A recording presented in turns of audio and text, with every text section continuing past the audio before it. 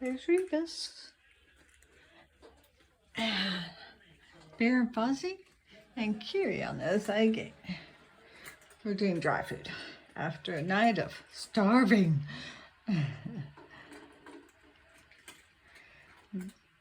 Everything's not perfect yet. We have played with them. We've done the play thing, and that looked hopeful. But this morning, when Fuzzy pushed the gate to let me know it was breakfast time, Kiri did hiss and growl meanly. Like, get away. So, still got work to do. If the gate hadn't been there, she probably would have ran after him with her claws flying. It just take down. She was out in the wild defending herself, so it's instinct now.